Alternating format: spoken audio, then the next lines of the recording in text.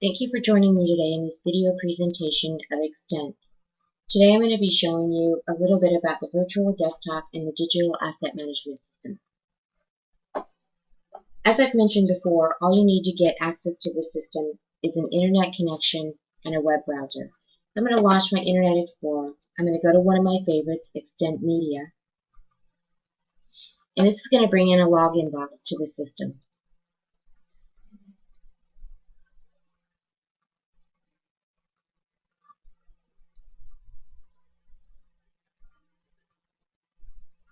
I'm going to log on as user Joe, and my name and password tells Xtent what assets I can access and which tasks I can perform. Once I log in, I get access to what we call the virtual desktop. Here you can see I have a workspace, I have a help, I have a trash, and various other icons.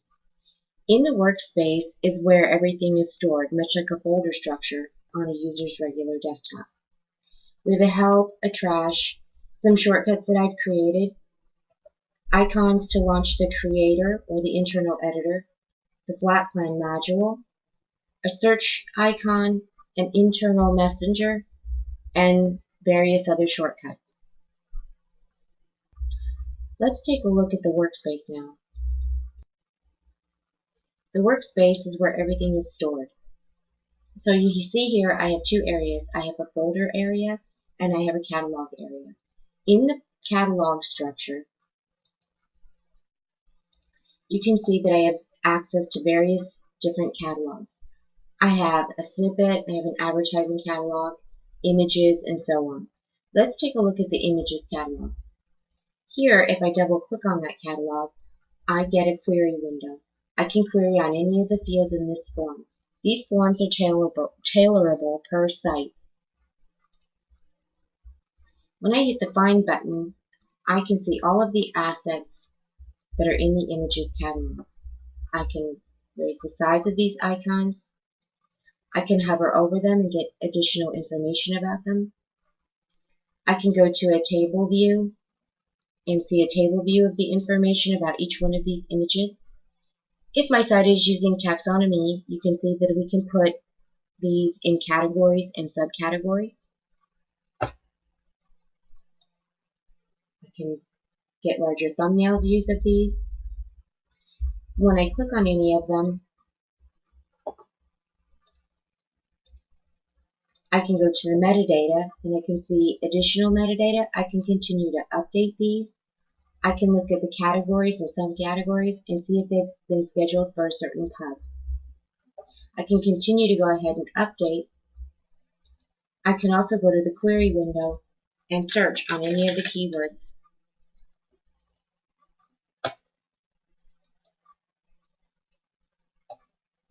If I want to see a better view of these, I can get the glasses and I can see a higher res view of any of these images. Let's close this and take a look at the advertising catalog. In the advertising catalog, I get a different type of form because I have different fields. Again, I hit the Find button.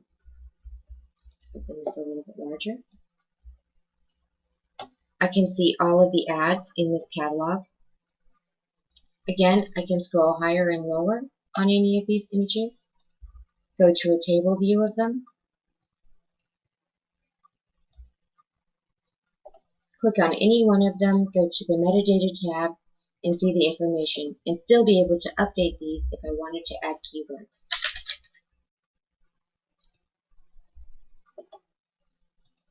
I can query again on any of these forms, and these forms are tailorable per site, so you can add whatever fields you want for certain catalogs, certain companies, or certain users.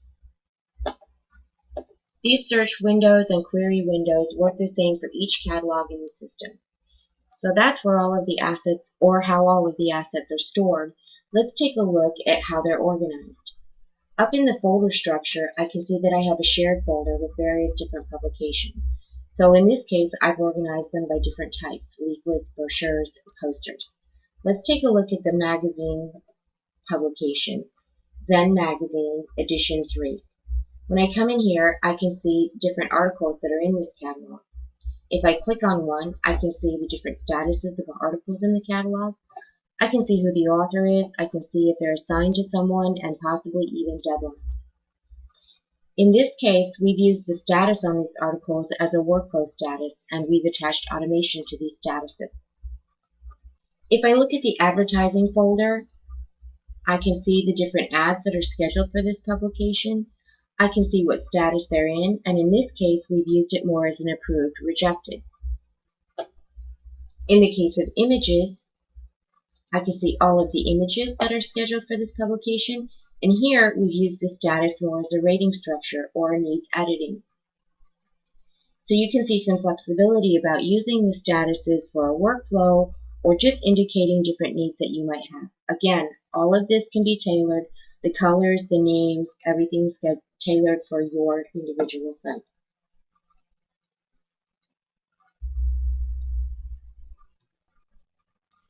Now that we've taken a look at the virtual desktop and the catalog structure, we've seen how we can search for images and articles and ads. We've also seen how we can organize those assets. Now let's take a look at how we can add those assets into Xtent. There's a couple of different ways to do this. Let's start by going back to our Zen Magazine Edition 3 folder.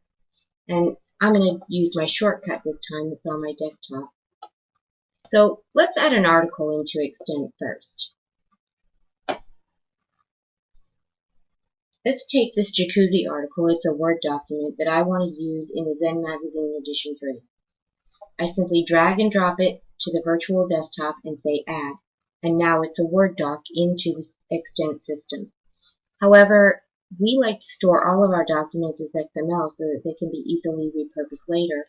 So for this, we're going to change the status, and at this time, in the background, Xtent is taking this document, converting it to XML, and saving it. Once the article is saved in XML, we can open it up and we see the article here with some tags already associated. Down here we have what we call the job bag, and this is where we're going to associate images with this article. I want to take this jacuzzi image that's on my desktop and I want to associate it with this article. I simply drag and drop it from my desktop. Let's go ahead and add some keywords while we're here, but keep in mind if there were any embedded, those will also enter into the system. And I see here now that this image is in the job bag. I don't have a thumbnail yet of it because upon entering the system, Xtent does several things with this image. It creates a thumbnail, a preview, as well as bringing in the high-res image and any metadata attached to it. I can also assign this image to a certain destination, and you see here now that the thumbnail has now appeared. So that's one of the different ways we can add articles to the catalogs and images to the catalogs. What if we wanted to add bulk images to the catalog? We could do it a couple of different ways. We can add them directly into the images folder here. So let's take these two copy images from my desktop. And I'm going to simply drag and drop them to a hot folder and say copy here. Xtent is monitoring this hot folder, and it's going to bring in those images and drop them directly into this folder. You see that one of them has already entered the folder, and here comes the other one. We can also go search the catalog, and you can see them in the catalog as well. So there's the two images that dropped into the hot folder, and the jacuzzi image that I dropped into the job bag.